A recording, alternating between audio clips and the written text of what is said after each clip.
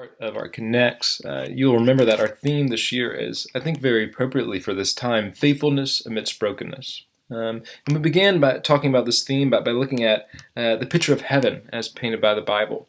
This picture that is the restoration and the reconciliation and the redemption of all things. And the beauty of that, right? That God does not destroy us in our brokenness, but rather that God restores us and redeems us and reconciles us to himself in our brokenness.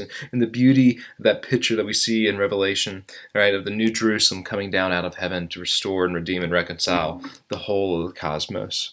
And so we looked at that, and then to kick off our fall, and then we kind of finished off our fall by looking at the book of Joshua. And we're going to actually revisit some of those themes tonight. But as we kind of moved on to the spring semester, we looked at how God was restoring our relationship with the created order by looking at how our faith impacts our work and vocation and calling, and how we interact with money. We then spent a singular week on how God is restoring our relationship with ourselves, how God is restoring our identity, and actually next week as we continue this video series, and yes, we will be on video for at least the foreseeable future when it comes to Connect. And I know many of you are kind of actually scattered out back across the country at home, and some of you will be staying there for the foreseeable future. And so we'll be videoing Connects for basically probably the rest of this semester, the spring semester, and we may be meeting in person eventually. We just don't know or have answers to that yet. But we'll at least always have a video being put out every Wednesday night at 7. And as we do that, starting next week, we'll continue on with the series that I was going to do on relationships, right? And how God is faithfully restoring our relationships with others, right? Other creatures, other human beings, and we'll look at conflict, right? And how healthy conflict is a vital part of being in a healthy Christian community. We'll look at marriage. We'll look at dating. We'll look at singleness. We'll look at just everyday friendships, and I think it's going to be an awesome time. But tonight, I really do want to kind of harken back to some of the themes that we talked about last fall while we were looking at the book of Joshua. And if you remember in the book of Joshua, the question that we kind of began with was this question: what good is a God of promise if he's not faithful, right? So if you remember at the beginning of the book of Joshua, the Israelites are at this banks of the Jordan River, and as they stare across the Jordan River, they can see the promised land. This is the land that God had promised their ancestor, Abram, 600 years before that time. Now, many of these Israelites had spent their entire life in the wilderness, right? They're the wilderness generation. 40 years they spent in the wilderness. And so they were born in the wilderness, and they just were raised in the wilderness. And their whole life, they'd spent wandering in this wilderness, this desert, waiting on a home, waiting on the promise of God to become fulfilled in their life.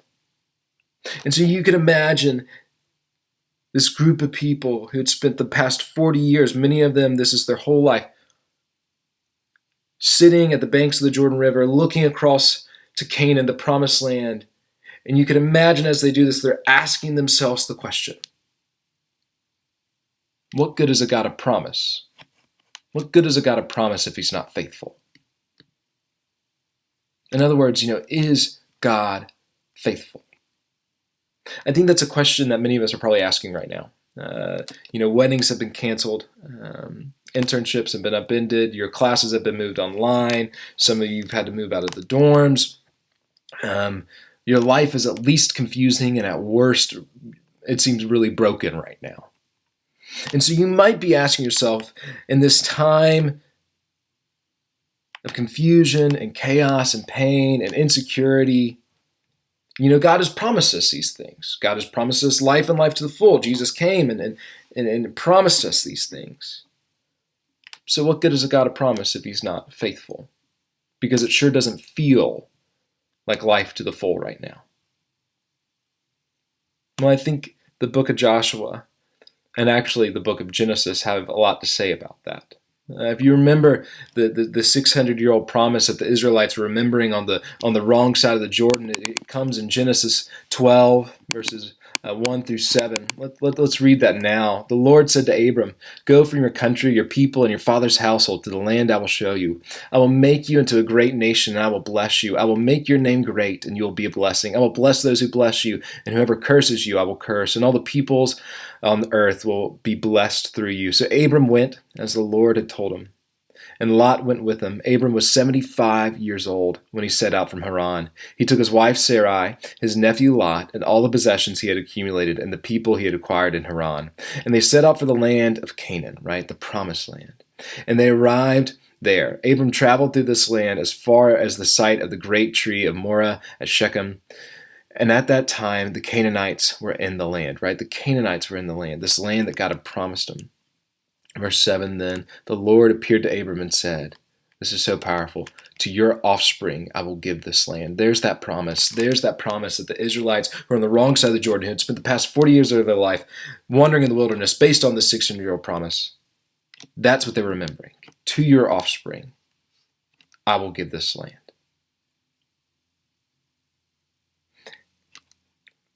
You can imagine the severity with which they were asking that.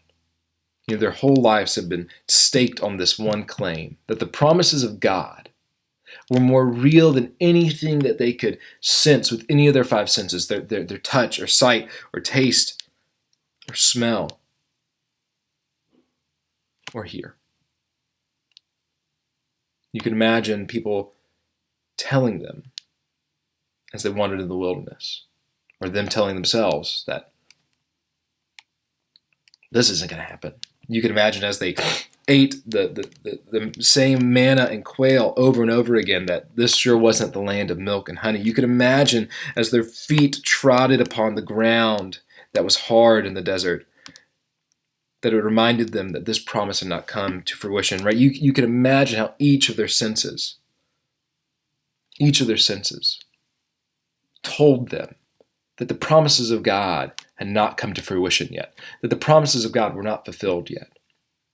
But they had this hope, this faith, that the promises of God were more real than anything else, anything that they could perceive with any of their five senses. And I think they had that hope, that sense of just power of God, because of what took place in Genesis 15, 7 through 21, what we call Genesis 15, verses 7 through 21. But for them, it was a story that they had told over and over again. So let's read that story now. So Abram was probably about 90 now, and he was actually coming to the point where him and Sarai had not had any children, and you can imagine him asking that question that we're probably asking now and that the Israelites were asking on the wrong side of the Jordan. What good is a God a promise if he's not faithful? About 15 years ago, God promised me a child, and I was 75 then, and now I'm 90 now, and I still have no child, right? The outlook's bleak in terms of God coming through on his promise. And so Abram gets this reassurance from God in verse 7. He also said to him, "I am the Lord who brought you out of the Ur of Chaldeans to give you the land to take possession of it." But Abram said, "Sovereign Lord, how can I know that I will gain possession of it?" Right? Also, too, I don't have any descendants, so how do I know?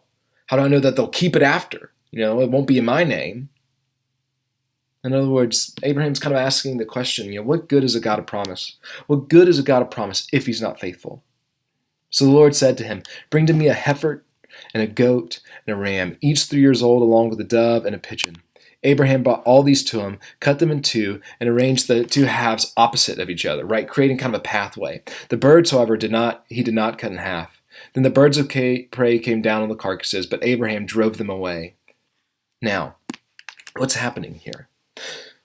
Well, this is weird to us because we are from a contractual society, right? So if we were to make an agreement, right? So when Mary Beth and I got married, to make it official, we signed a piece of paper. Or when Mary Beth and I bought the home that I'm in now, right? We signed a piece of paper, right? To say we'll fulfill these obligations and you fulfill those obligations, right? Or in our marriage vows, I'll do this, I'll love you forever, and she says I'll love you forever, and we kind of make that official by signing a paper. Now, back in ancient Near Eastern times, they had a much more effective way, in my opinion, of communicating, I'll hold up my end of the bargain, and that's a covenant, right? And that's what we're about to see is this idea of a covenant ceremony. What they do is they take these animals, they cut them in half, and they kind of make a pathway between the carcasses. And then they would promise each other, they'd make an oath to each other in the midst, two parties, right, two entities would make an oath to each other in the midst of this pathway. So as to say to one another, if I don't hold up my end of the bargain, may what has happened to these animals happen to me. It's a powerful imagery, right? And so that's what's happening here. This is the story that the Israelites remember as they're on the wrong side of the Jordan, as they look out across the Jordan River into the land of Canaan. We pick up verse 17. After God had given Abram a prediction of the Exodus in the wilderness, we see in verse 17, when the sun had set and the darkness had fallen, a smoking fire pot. And by the way, this is the same kind of imagery that's used for God being a pillar of fire in the wilderness. So you can imagine this is Yahweh, a smoking fire pot with a blazing torch, appeared and passed between the pieces. So Yahweh passes between these pieces. And as he does so, though on that day the Lord made a covenant with Abram. And he said to him, to your descendants I give this land. And notice this, I love this, I think this is so beautiful. It's not in the past tense, it's not the future tense. It's not, to your descendants I will give this land. God says in that moment, and he passes through the pieces, I give you this land, from the Wadi of Egypt to the great river, the river Euphrates, the land of the Kenites, the Kenizzites, the Kamadites, the Hittites, Perizzites, the Rephaites, I messed that one up, Amorites, Canaanites, Gesheritites, and Jebusites. So he makes this promise to him. He says, in this moment, I give your descendants this land. It's already done. And then he goes and he names the people that currently fill it, these great civilizations with great armies. And Abraham's just one man, without any children, at the age of 90. And the really powerful part, though, is that usually both parties would kind of pass the pieces together, or they would make this covenant standing in between those pieces together. But we have no account of Abraham being in the middle of those pieces. Rather, God walks through those pieces alone.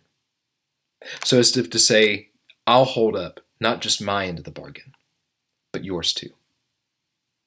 And so we may, like the Israelites on the wrong side of the Jordan River, be asking ourselves, what good is a God of promise if he's not faithful? Or we may, like Abraham, at the age of 90, without any children, be asking ourselves the question, what good is a God of promise if he's not faithful? We may be asking ourselves in the midst of this COVID-19 coronavirus chaos and confusion, what good is a God of promise if he's not faithful? But let me take you to the end of the book of Joshua. Joshua 21, 43 and 45. So the Lord gave Israel all the land he had sworn to give their fathers. Right? There's God's faithfulness to his promises. And they took possession of it, and they settled there. The Lord gave them rest on every side according to all he had sworn to their fathers. None of their enemies were able to stand against them, for the Lord handed over all their enemies to them. Hear this, none of the good promises of the Lord had made to the house of Israel failed. I love that. None of the good promises. Everything was fulfilled.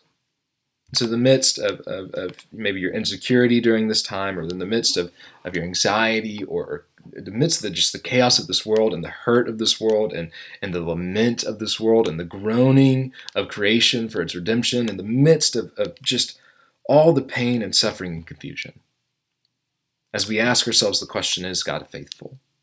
Which, by the way, is fine to ask. I encourage you to remember and write on your heart Joshua 21, verses 43 and 45. To remember that God follows through on his promise. And that was the Old Testament, but that we live, after Jesus. And the promise that God has given us now, the promise that we stake our claim on, the story that we tell us as we look into the chaos and confusion and pain and brokenness of this world, is the resurrection of Jesus Christ. That's our covenant moment that God makes to us, that one day, He will restore and redeem and renew and resurrect this broken creation and restore it to its intended good state. So we hope for that day, and we long for that day now probably more than most times. And we ask, come Lord Jesus.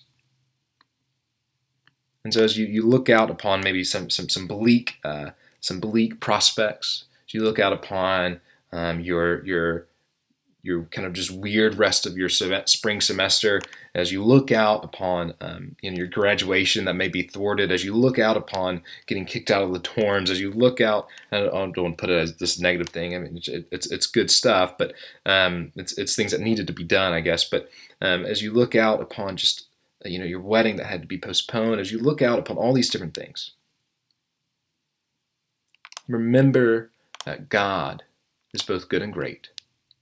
That He's both merciful and mighty, and that yes, He is both willing and able to act on our behalf, that He is faithful in the midst of the brokenness of this pandemic and this epidemic, in the midst of our fear, in the midst of the chaos of our hearts and the world around us. And so just kind of to close, I just want you to know how in some ways excited I am about the rest of the semester. It's going to be weird. I don't know exactly what it's going to look like. We have some ideas, we have some plans, but everything is kind of for the foreseeable future right now. And for the foreseeable future, we won't be meeting at the RFC. For the foreseeable future, I think the OCOC will kind of be online on Sunday mornings, and just all these things we don't really know. But the one thing that I've just kind of constantly been reminded of this week is the faithfulness of God. What we've been talking about, the faithfulness of God.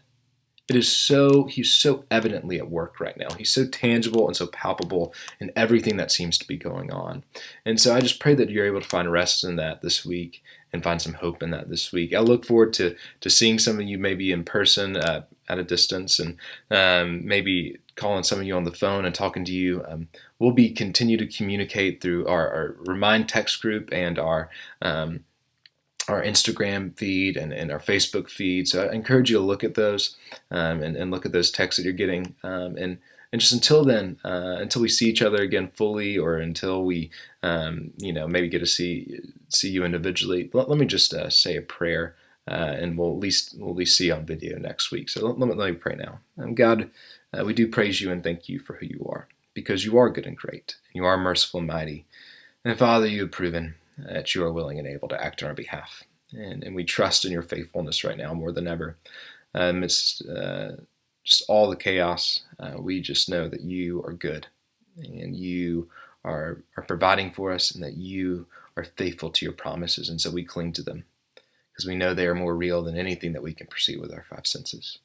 We thank you for that, and we cherish you for that. We pray all this in your Son's most holy, precious, and glorious name. Amen.